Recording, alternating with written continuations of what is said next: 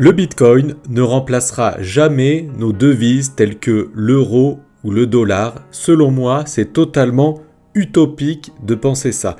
Pas mal de personnes pensent que à l'avenir, le Bitcoin va totalement remplacer toutes les devises qu'il existe dans le monde et que le Bitcoin sera la monnaie internationalement utilisée. Je pense que c'est totalement pas possible. Je vais vous donner tous mes arguments dans cette vidéo. Il y en a 3 exactement. Et à la fin de cette vidéo, en conclusion, je vous dirai quel sera selon moi le futur du Bitcoin et quel sera selon moi son rôle à l'avenir qui sera logiquement pas une monnaie et encore moins une monnaie légale, nationale, acceptée par les États. Ça n'empêche pas que je suis convaincu que le Bitcoin a un merveilleux avenir, mais dans un rôle bien spécifique. Mais avant ça, si vous souhaitez connaître mes 5 crypto-monnaies les plus solides et les plus prometteuses selon moi, qui auront elles aussi un magnifique avenir, avec un potentiel de gain peut-être plus fort que le Bitcoin, vous pouvez accéder à cette formation offerte en cliquant sur le bouton en haut à droite de cette vidéo ou en cliquant sur le lien sous cette vidéo. Inscrivez-vous et je vous enverrai cette formation offerte par email. De plus, si vous souhaitez rejoindre notre communauté sur Telegram, là aussi c'est gratuit pour découvrir des news importantes sur les cryptos, parfois l'analyse du cours du Bitcoin que je réalise, vous pouvez rejoindre notre communauté Telegram en cliquant sur le lien Telegram juste en dessous. Juste avant que je vous partage tous mes arguments, vous devez connaître les bases, c'est-à-dire la définition et la fonction d'une monnaie, et ensuite je vous dirai juste après la définition de la masse monétaire. Suite à ces 2 explications, je vais pouvoir vous partager mes arguments qui sont en lien bien évidemment avec ces définitions. Dans un premier temps, c'est quoi une monnaie ? La monnaie est un instrument de paiement accepté par les membres d'une zone géographique. Et moi j'ai rajouté qui est souvent imposé par l'État parce que si chacun crée sa monnaie localement mais que l'État l'interdit, selon moi ce n'est pas une monnaie, c'est une monnaie vraiment acceptée par tout le monde et généralement imposée par l'État. Ensuite, quelles sont les 3 fonctions d'une monnaie ? La première fonction c'est une unité de compte, c'est-à-dire que ça nous permet de calculer, de faire des comparaisons, d'additionner et de soustraire. Ensuite, la deuxième fonction, c'est un moyen de règlement, c'est-à-dire qu'on peut payer avec ou être payé. Et troisième fonction, c'est la fonction de stockage, c'est-à-dire qu'on peut thésauriser, mettre de côté dans le but de payer, dépenser plus tard. C'est une réserve de valeur. La monnaie a aussi 3 caractéristiques. 1. Être facilement utilisable. 2. Avoir une valeur stable. 3. Inspirer confiance. Désormais que vous avez compris la définition et la fonction d'une monnaie, parlons désormais de la masse monétaire. La masse monétaire est la quantité de monnaie en circulation dans l'économie. C'est aussi simple que ça. Vous allez comprendre pourquoi je vous explique ça dans un instant, donc restez bien jusqu'au bout. Sachez que l'augmentation du volume de la masse monétaire incite les agents à consommer ou à investir, ce qui favorise la croissance. Écoutez bien cette phrase, c'est très important. Quand on augmente la masse monétaire, ça augmente la consommation, l'investissement et donc la croissance. A contrario, une baisse de la quantité de monnaie en circulation, donc de la masse monétaire, provoque à l'inverse une contraction de l'activité économique. Donc à ce moment-là, quand il y a moins de monnaie en circulation, on est obligé de tous serrer la ceinture. C'est pourquoi la quantité de monnaie émise doit être surveillée par des autorités de contrôle et en l'occurrence, c'est la banque centrale principalement qui permet ça en augmentant ou en baissant ses taux.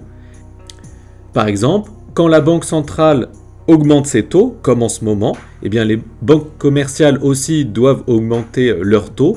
Donc c'est-à-dire qu'il est beaucoup plus compliqué de faire des emprunts, donc il y aura beaucoup moins d'argent en circulation. A contrario, quand la banque centrale baisse ses taux, les banques commerciales aussi vont baisser leurs taux. Par exemple, à un niveau presque zéro, comme on l'a eu il y a de ça quelques années, l'argent est gratuit, c'est-à-dire qu'il y aura beaucoup d'argent en circulation, ce qui va favoriser à consommer, à investir et donc favoriser la croissance. C'est ce qu'on a vu il y a de ça quelques années. Donc vous voyez sur ces deux graphiques le PIB des États-Unis ici à gauche et de la France ici à droite. Et ici, vous voyez sur ces graphiques l'évolution de la masse monétaire aux États-Unis ici à gauche et en France ici à droite. Et donc vous commencez à voir la corrélation entre l'augmentation du PIB et de la masse monétaire. La création de la masse monétaire aide à financer la croissance. C'est ce qu'on voit ici. Donc maintenant vous avez compris la définition et la fonction d'une monnaie et la définition de la masse monétaire. Et bien maintenant on va commencer par mes 3 arguments et commençons par le premier argument dans lequel nous allons parler de la monnaie infinie que je viens de vous présenter à l'instant et le Bitcoin fini parce qu'il a une quantité limitée. Et vous allez voir que ce point-là, le fait que le Bitcoin ait une quantité limitée, n'est pas en sa faveur pour qu'il remplace les monnaies comme l'euro ou le dollar. Par exemple, Charles Gave nous dit sur son site Institut des Libertés, pour faire tourner une économie, donc pour avoir de la croissance et du PIB, il faut de l'argent. Et cet argent qui tourne à son tour, les économistes l'appellent la masse monétaire. Dans ce graphique, la ligne rouge représente la masse monétaire, M2, et la ligne bleue représente le PIB nominal américain. Donc on voit la corrélation entre le PIB, donc la croissance ici en bleu, et la masse monétaire ici en rouge. Donc certes, nos devises sont imprimées à l'infini, mais parce qu'on a aussi envie d'une croissance infinie. Et c'est ce que je vais vous présenter maintenant. Le monde et les entreprises souhaitent une croissance infinie. On n'a pas envie d'avoir une contraction de l'économie où on est obligé de se serrer la ceinture comme en ce moment. On n'aime pas, on préfère qu'il y ait une croissance. D'ailleurs, toutes les sociétés ont envie d'avoir un chiffre d'affaires et un bénéfice supérieur à l'année dernière. Et ceci tous les ans, toute la vie, tout le temps. Et donc on a besoin de tout le temps plus de croissance. Pareil sur les marchés, on veut qu'il y ait toujours plus de hausse du Bitcoin, du S&P 500, etc. Et ceci à l'infini. Et donc vous êtes en train de comprendre que du coup si on veut une croissance à l'infini, on est obligé d'imprimer de l'argent à l'infini. Vous allez comprendre tous mes arguments dans un instant, mais je dois bien poser les pièces avant de vous donner mes arguments. Mais juste avant ça, je dois vous expliquer ces 2 formes de monnaie. Il existe la monnaie fiduciaire et la monnaie scripturale. La monnaie fiduciaire, c'est ce que vous voyez ici, c'est par exemple les pièces et les billets. Et la monnaie scripturale, c'est une monnaie qui se résume en une simple écriture comptable. Par exemple, lorsqu'un particulier dépose des espèces à sa banque, elle est automatiquement convertie en monnaie scripturale. Et vous allez comprendre pourquoi je vous explique ça maintenant. Vous l'avez compris, la masse monétaire évolue en fonction des besoins et des résultats de l'activité économique. Et donc, la masse monétaire va évoluer grâce aux banques commerciales qui créent constamment de la monnaie, par exemple en accordant des crédits. Et c'est comme ça que la monnaie scripturale est créée. En fait, quand vous déposez 1 euro chez votre banquier, la banque a le droit d'en prêter 9, ex nihilo, basé sur rien. Et ça, c'est de la monnaie scripturale. Et cette monnaie scripturale représente aujourd'hui plus de 90% de la monnaie en circulation. Donc ma première conclusion sur mon premier point est le suivant. Vous savez qu'il n'y aura pas plus de 21 millions de bitcoins à terme. Il n'y en aura pas un de plus, il est totalement impossible d'en imprimer plus. Alors, si le bitcoin devrait remplacer toutes nos devises, par exemple l'euro ou le dollar, alors qu'il est en nombre limité, comment faire pour financer la croissance ? Ma question est la suivante. Comment financer une croissance infinie avec une monnaie finie, c'est-à-dire limitée à 21 millions d'unités ? De plus, comme vous le savez, je l'ai dit à l'instant, 90% de nos euros sont de la dette grâce au dépôt. Quand on dépose 1 euro, la banque a le droit d'en prêter 9. Eh bien ça, c'est possible avec les euros, mais ce n'est totalement pas possible avec le Bitcoin. Il n'est pas possible de déposer un Bitcoin en banque, aujourd'hui ou à l'avenir, je pense, et d'en emprunter 9. Pourquoi ? Parce que c'est trop volatile, et on ne peut pas en imprimer de toute façon. Donc s'il est impossible d'imprimer du Bitcoin, comment financer la croissance que tout le monde souhaite ?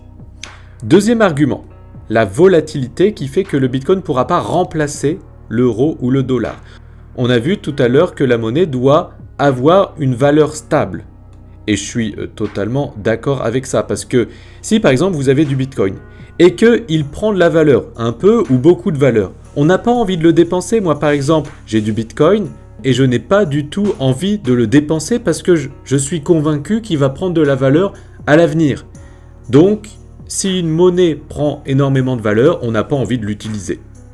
A contrario, si le Bitcoin perd trop de valeur fortement ou une courte période, donc c'est-à-dire que sa volatilité est très forte, surtout à la baisse, eh bien on perd confiance en cet actif et on n'a pas envie de l'utiliser. Si par exemple votre salaire était payé en Bitcoin et que vos 2000 € par mois sont payés en Bitcoin et qui perd 10% au bout d'un jour ou au bout de quelques jours, bah forcément vous préférez être payé d'une autre manière, avec un actif plus stable.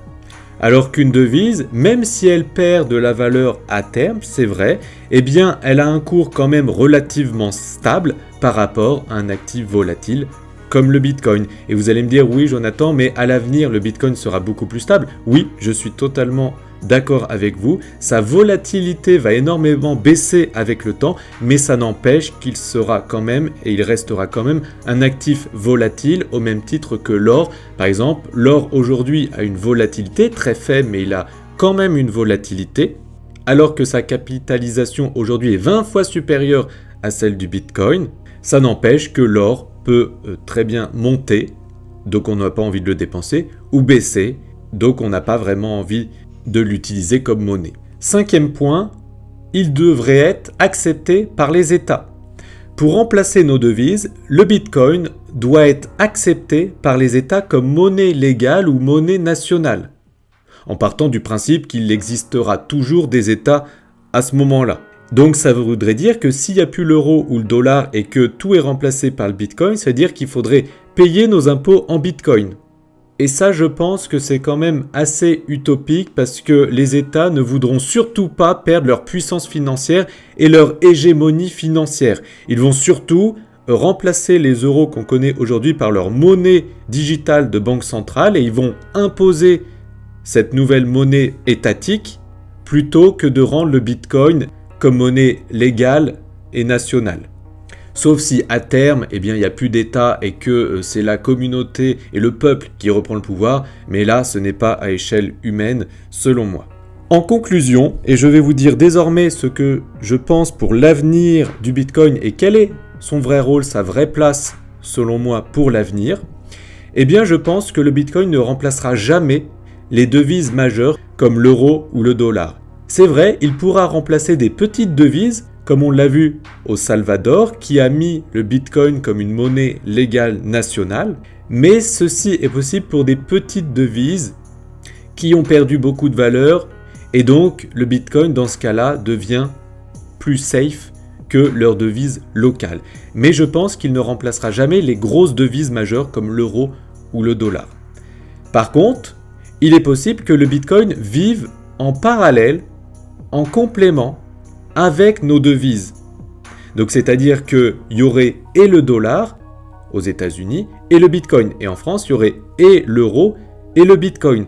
Là, dans ce cas-là, ça pourrait être possible, ça serait toléré par les États et le Bitcoin pourrait être aussi accepté dans les magasins. Par exemple, au magasin, on nous dirait ce que vous souhaitez payer en Bitcoin ou en euros. Mais ici, je ne le vois pas comme monnaie légale aux côtés de l'euro par exemple, avec lequel on pourrait payer nos impôts. Dans ce scénario-là, le Bitcoin serait toléré par les États. Mais je pense quand même que c'est peu probable, car ils veulent nous contrôler avec leur monnaie digitale de banque centrale, donc pourquoi ils accepteraient plus de liberté avec le Bitcoin? Ils veulent retirer le cash et mettre cette nouvelle monnaie numérique, le e-euro, donc pourquoi ils accepteraient le Bitcoin qui est pas anonyme, mais pseudonyme. Donc je pense que ce point-là est possible mais peu probable. Par contre, ce que je pense, c'est que le Bitcoin sera considéré comme l'or numérique, l'or en mieux. Parce que grâce au Bitcoin, eh bien, on peut faire des échanges, contrairement à l'or, on peut faire des échanges de personne à personne, peer-to-peer, sans tiers de confiance et directement sur Internet. Et je pense que le Bitcoin aura non seulement un rôle d'échange de valeur avec ce que je viens d'évoquer à l'instant, mais aussi de réserve de valeur sur le long terme, au même titre que l'or. Par contre, je pense qu'il ne sera pas accepté pour payer ses impôts à l'avenir, mais qu'il ne sera non plus accepté dans les magasins, au même titre que l'or. Vous n'allez pas acheter une télé en donnant 3 pièces d'or. Ce n'est pas possible. Par contre, vous pouvez payer votre voisin parce qu'il vous a aidé à monter un mur dans votre jardin en or. Et ça serait pareil pour le Bitcoin. On pourrait payer des personnes, mais pas forcément des entreprises. Et je pense qu'à terme, le Bitcoin aura la même capitalisation que l'or, c'est-à-dire avoir un x20 par rapport au cours actuel, c'est-à-dire à peu près 500 000 $ le Bitcoin dans par contre pas mal d'années. Et au final, c'est ce que le créateur du Bitcoin a voulu, Satoshi Nakamoto. C'est la première phrase dans ce white paper. Il nous dit Bitcoin, un système de paiement électronique de personne à personne. Donc je pense que à l'avenir, le Bitcoin sera comme l'or, une réserve de valeur sur le long terme, mais aussi transfert de valeur, mais de personne à personne, de particulier à particulier, C2C et non B2C. Qu'en pensez-vous? Dites-le moi en commentaire, likez cette vidéo si vous l'avez aimée, partagez-la dans les groupes dans lesquels vous êtes si vous pensez que ça peut intéresser certaines personnes. Abonnez-vous pour ne plus louper mes vidéos. Et pour rappel, si vous souhaitez cette fameuse formation dans laquelle je partage mes 5 cryptos les plus solides et les plus prometteuses selon moi, et une formation complète pour vous aider à vous lancer dans les cryptos, eh bien cliquez sur le bouton en haut à droite de cette vidéo, cliquez sur le lien qui se trouve sous cette vidéo, inscrivez-vous et je vous enverrai tout ceci par email avec grand plaisir et gratuitement. A très bientôt dans une prochaine vidéo si vous êtes abonné, j'espère. Ciao!